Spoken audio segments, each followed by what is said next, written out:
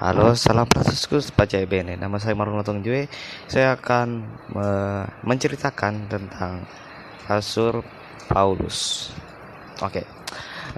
Pertama-tama kita mungkin agak harus tahu siapa itu Paulus. Oke. Rasul Paulus yang awalnya berawal dari benci, dari cinta terhadap agama Kristen atau lebih tepatnya Kristus. Paulus yang awalnya bernama Saulus adalah orang Yahudi yang lahir dan dibesarkan oleh di Taurus, provinsi Kilikia, maaf kalau salah, wilayah Asia Kecil, dan dia adalah keturunan suku Benyamin dan termasuk orang Ibrani. Dia adalah warga negara Romawi dan hidup selama hampir 7 dekade penting sejak kelahiran Yesus. Dalam Alkitab, ia digambarkan sebagai orang yang kecil memiliki kelemahan dan dapat penglihatannya galgia dan tidak terlalu fasis dalam berbicara. Catatan pertama dalam sebuah buku berjudul Ark of Paul, sosok Paulus digambarkan sebagai seorang laki-laki berperawakan kecil namun kuat, sedikit botak, berhidung seperti ketua dan memiliki kaki bengkok, namun seperti ada perawakan seperti pada perawakan Paulus belum ada yang menyebutkan dengan pasti, hanya sebuah gambaran atau mungkin seperti bentuk keadaan saja. Saulus dilahirkan di Taurus, sebuah kota utama dari provinsi Kilikia, terletak di sebelah timur Asia Kecil. Di kota itu, dia terbiasa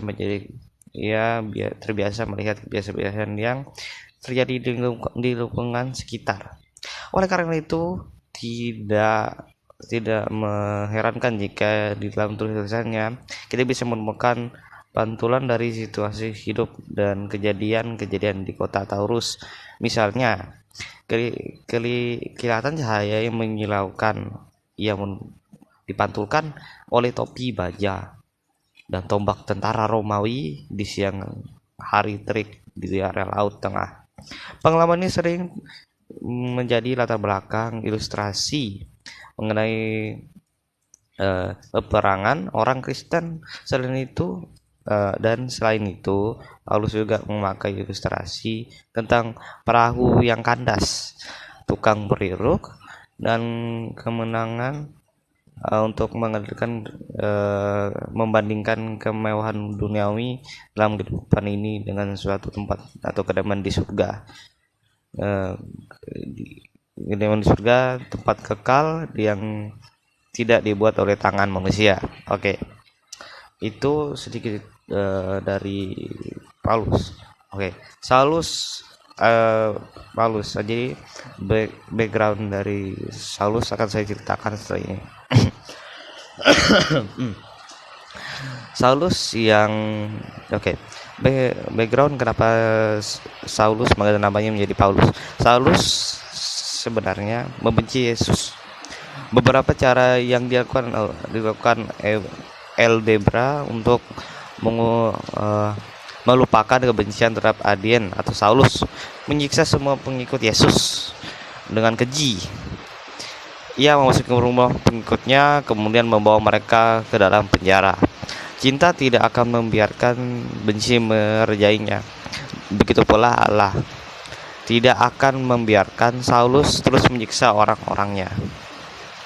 Kalau ia masuki rumah-rumah orang dan memaksa mereka masuk penjara, kini rumahnya telah dimasuki Allah. Rumah dalam artian adalah akal budi dan hati nurani, kini dirajai oleh Allah.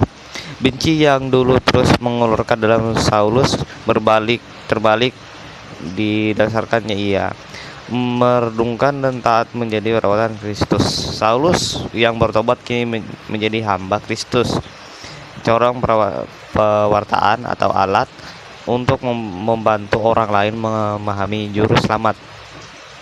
Tidak ada lagi pembunuhan, tidak lagi penganiayaan. Dalam perjalanannya, Damasik tiba-tiba penganiayaan.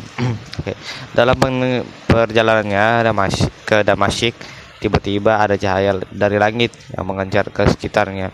Ia terkejut karena pencahayaan itu mengelilinginya. Lantas ia terjatuh dan mendengar suara menyapa, Saulus, Saulus, Bapak engkau menganiaya aku. Jelas sudah bahwa Yesus dalam rupa suara dan cahaya mengambil Saulus.